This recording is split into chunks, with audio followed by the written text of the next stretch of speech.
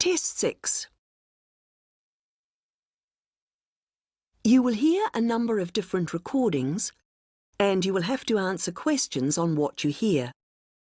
There will be time for you to read the instructions and questions, and you will have a chance to check your work. All the recordings will be played once only. The test is in 4 sections. Write all your answers in the listening question booklet. At the end of the test, you will be given 10 minutes to transfer your answers to an answer sheet. Now turn to section 1.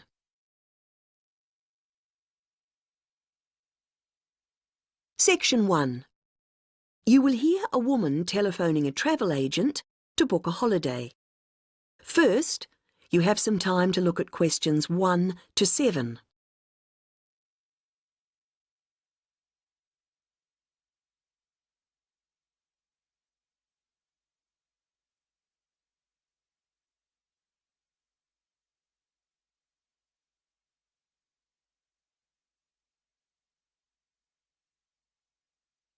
You should answer the questions as you listen, because you will not hear the recording a second time. Listen carefully to the first part of the conversation and answer questions 1 to 7. Hello, you're through to Go Travel. This is Darren speaking. How may I help you today? Hello, I'm calling to book a holiday. Great. May I take your name, please? Yes, it's Greaves, Anna Greaves. Is that G-R-E... No, Grieves, and Anna is with double N. Right. Thank you, Anna. Now, we're delighted you've called us. Can I ask where you heard about us? It was your advertisement in one of the magazines. Was it Holiday World? Oh, yes, that's the one. Good, thank you. It's useful to know. Of course. And did you have a particular holiday in mind, or was it a general inquiry? I think I've chosen. I like the look of the one with the code FT4551. The right destination and the prices seem reasonable. Right. Now, was it for yourself only, or...? Oh no, I want to go with a couple of friends, so there'd be 3 of us going. OK. Now, there's a choice of dates, as you know. Yes, I think, well, we've got to be back by the end of August, so if we say going on August the 16th, that would work fine. No problem. And you can also choose the length of your holiday. There's, let's see, 7, 11 or 14 nights. We thought the middle one would be great. Longer would be nice, of course, but... Maybe next year. Yes. And you do need to have insurance. Uh-huh. We've 3 levels: Standard, Super and Super Plus. Standard seems a bit basic. Let's say Super. That should be sufficient. Fine. Before you hear the rest of the conversation, you have some time to look at questions 8 to 10.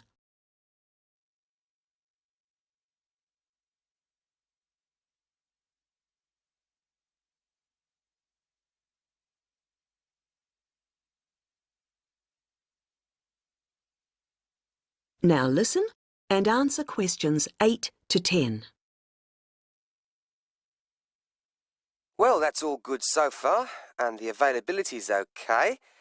Have you looked through the list of options? They're in the advertisement. I have, and I've got the list here. Some of them do seem a good idea. Which ones would you like to take? In terms of the hotel, the offer of picnic lunches, we'd leave that. We'd rather go to cafes. I think a balcony for the room is a must. It's so nice to sit out, enjoying the view. Oh, yes. And then the trips. I think we'll pass on the night bus one. I never really enjoy the commentaries. And museums aren't really my sort of thing, to be honest, any more than dances. Uh-huh. But I like practical things, so I think the demonstration of local arts could be fun. Yes, I would think so. And then in terms of getting out of town, going up the river on a boat sounds delightful, and I wouldn't want to miss that. But the mountains, well, sitting in a coach on those winding roads. I understand. OK, Well, that's all I need for the booking at this point. Just a few details for you and then we'll check the payment. That is the end of section 1. You now have half a minute to check your answers.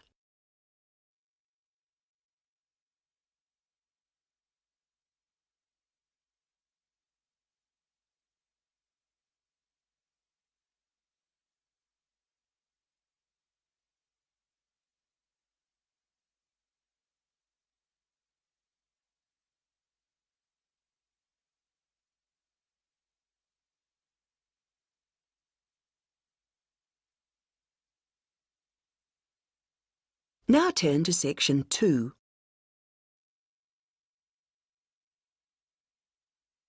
Section 2. You will hear a talk about Run Well, a charity that raises money by organising running races. First, you have some time to look at questions 11 to 17.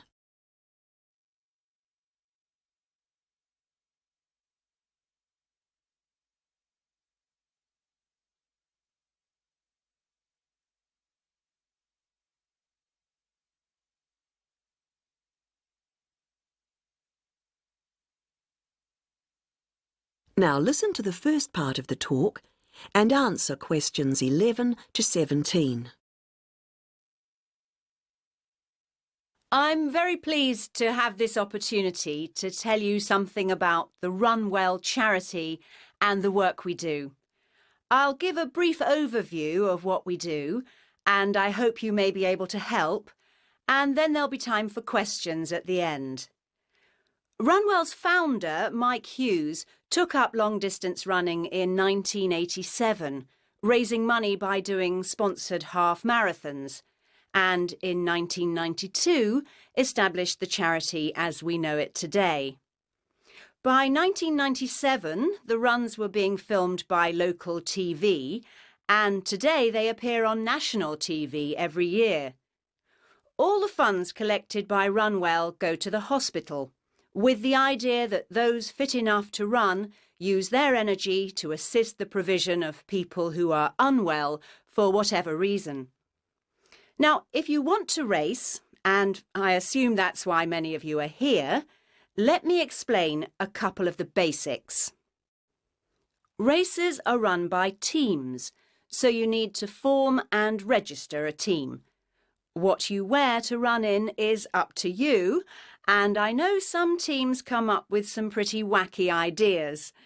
We have a standard design for your numbers, which we ask you to reproduce. So you make them up according to that standard. We don't want to spend valuable funds on doing that ourselves.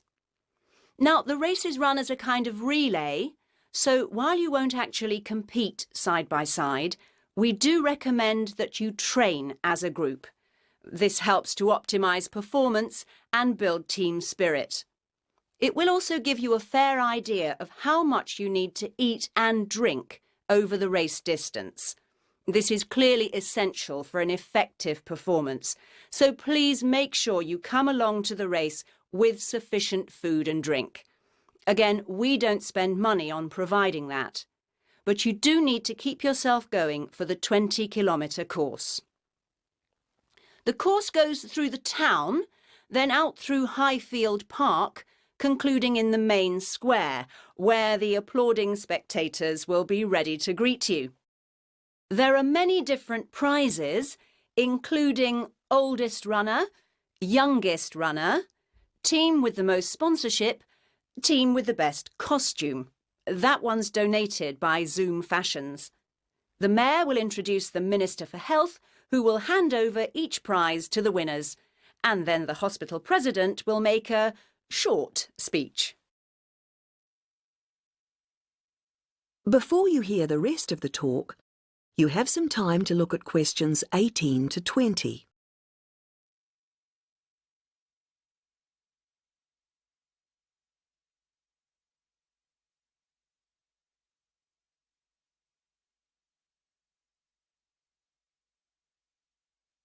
Now listen and answer questions 18 to 20. OK, that's the big race. But I know there are many people who don't feel they are up to running a 20-kilometre race, but who would nevertheless like to raise money for Run Well. Over the years, we've had experience of many ways of trying to collect money, some very successful, others less so. Now, of course, 20 kilometres is too far for children to run. But there was a sponsored swimming event at the local school last year, and that did very well. People have also tried to organise food-based events, such as selling homemade cakes and bread and so on at the market. And there was a large picnic arranged in 4 Bright Gardens, although these events failed to justify the efforts put into them, though I'm sure they were very tasty. These days, so many people are out at work all day that going from house to collect money isn't very effective. But it is possible to raise useful funds by selling small promotional items, such as badges with the Run Well motif on them.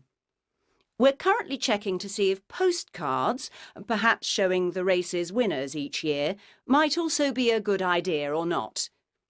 We do appreciate the efforts that have gone into selling second-hand goods, but to be honest, the returns have not been very high on this. One very dedicated group organised a team quiz recently, which went very well, and it would be good to see more such activities. There's also been talk of a concert, but we'll have to see how plans for that progress. Now, are there any questions at this stage?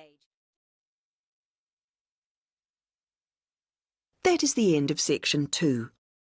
You now have half a minute to check your answers.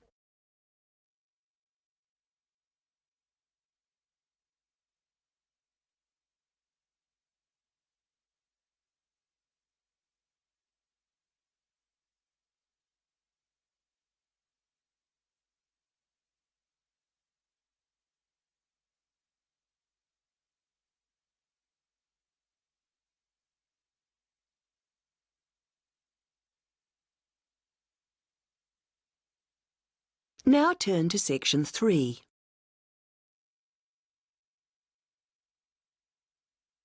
Section 3. You will hear 3 linguistics students, Joe, Martin and Angela, discussing the presentation that Joe is giving soon as part of his course.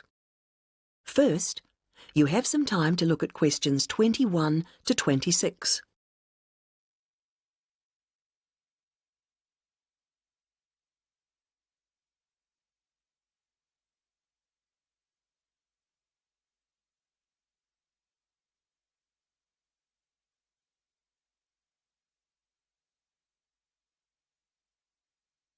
Now listen to the first part of the conversation and answer questions 21 to 26.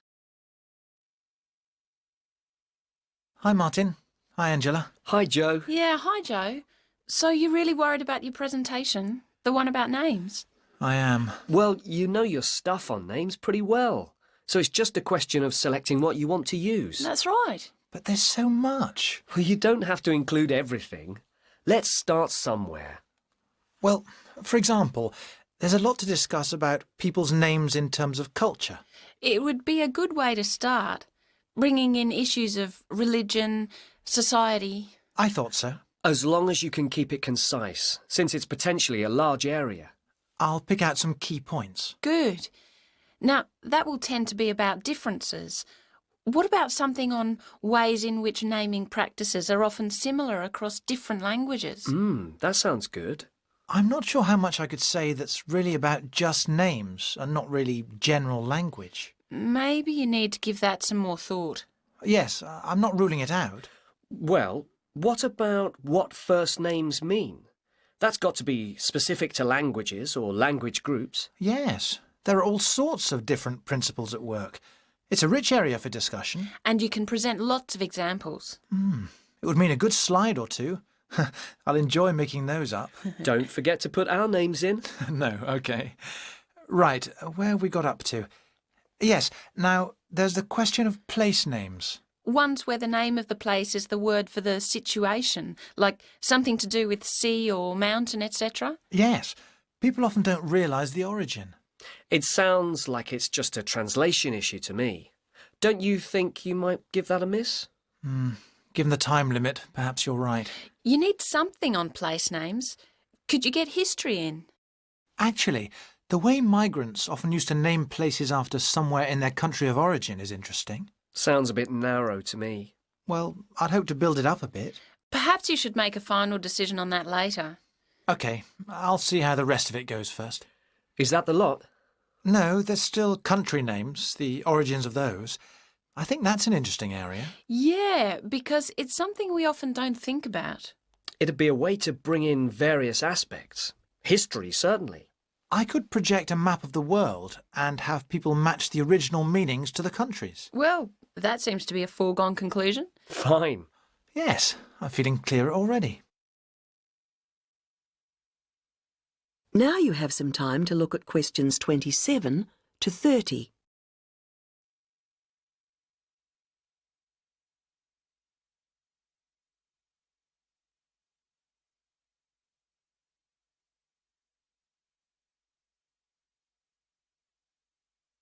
Now listen to the rest of the conversation and answer questions 27 to 30. You know, there's another aspect that I think I'll cover. Yes? Brand names. Isn't that more to do with business studies? Well, international companies are finding it increasingly important to have brand names that can be used in many different countries. Oh, so they can advertise the same product everywhere? Yes, and it seems that brand names are very special in our brains. How so? Well, there was a research study recently, carried out on a group of about 50 students. They showed them 108 words, and the students had to say whether they recognised them as real words or not. The list included, all mixed up, ordinary nouns, brand names and meaningless words, and they were shown all the words quickly. And the brand names seemed to be recognised strongly and in the emotional right-hand side of the brain. It was interesting that the brand names were recognised more readily if they were displayed in capital letters rather than lowercase, something which doesn't apply to normal words. How strange. What else did the researchers find out? Of course, it's a relatively small study, but they suspect that other visual features are at play, and so that, for example, colour has a major effect in helping us to store brand names in a special way in our brains. I suppose that's logical. But what they mean by a special way? I'm not saying I understood everything about this study, Of course not. but they seem to be saying that the power of brand names is that they conjure up a range of associations inside our brains, more so than ordinary words or names do. I guess this is great news for international companies. Potentially, certainly, though exactly what they do... That is the end of section 3. You now have half a minute to check your answers.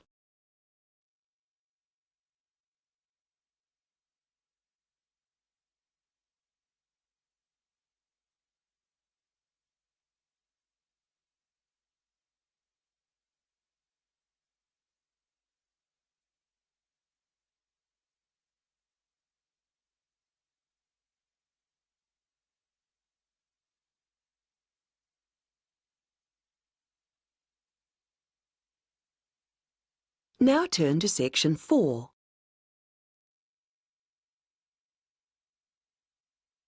Section 4. You will hear part of a lecture about balloons and airships.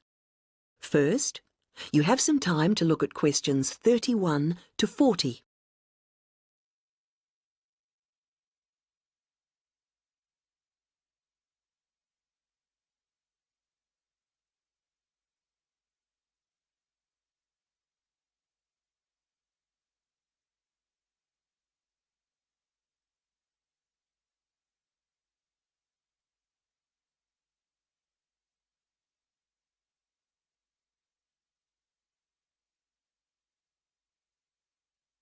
Now listen to the lecture and answer questions 31 to 40. Now, balloons and airships are worth consideration because while on the one hand they represent humans' first successes at air flight, after centuries of less than successful theory and experimentation, They also, on the other hand, continue to be used today. We may have appeared to have moved on to jet planes and space rockets, but you can still see these more primitive flyers in the skies. OK, gas balloons first. France saw the first balloon flight in 1783, and this began a process of development. By 1862, in the Civil War in the United States, we find Thaddeus Lowe replacing spies with balloons to go behind enemy lines. The success of this led to the continued use of balloons in peacetime, and they were employed in the creation of maps. And such applications continue to this day, with balloons assisting in increasing our knowledge and understanding of the world we live in. Unmanned balloons are still widely used to collect data to inform scientific research of various kinds. You'd be surprised at how much they contribute. All sorts of instruments can be mounted in a balloon, and ongoing investigations into climate benefit from the information that can be gathered from a flight. Well, that's gas balloons. Now, the increase in the popularity of ballooning as a sport or leisure activity has been mainly due to the development of the modern hot air balloon, being cheaper and safer than the gas balloon. Heating air, rather than using potentially explosive gas, is what makes these rise, although the process doesn't generate as much lift as with gas balloons. But this is a small price to pay for its other benefits, and this type of balloon is no doubt here to stay.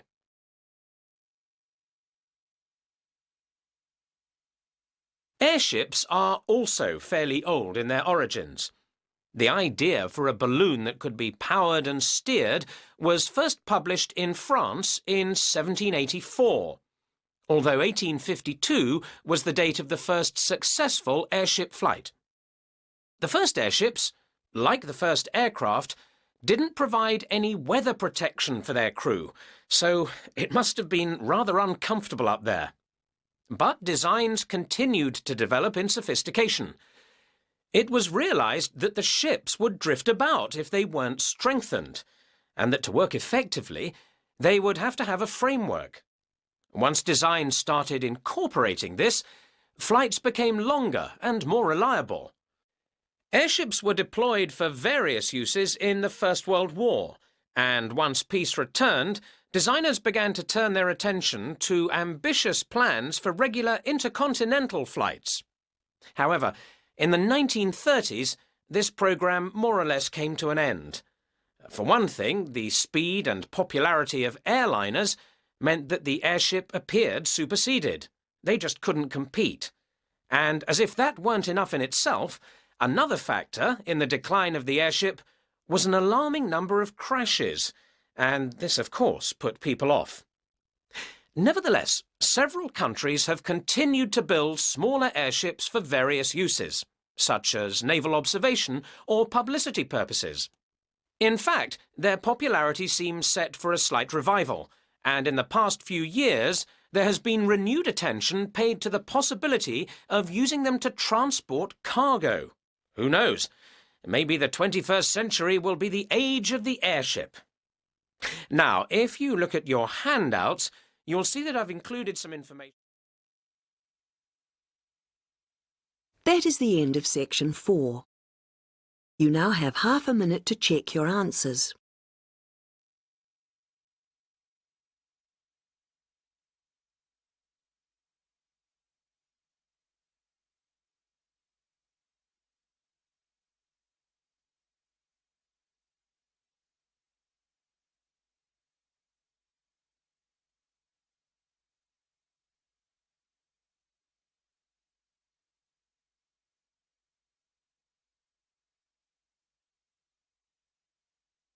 In the IELTS test, you would now have 10 minutes to transfer your answers to the listening answer sheet. That is the end of Test 6.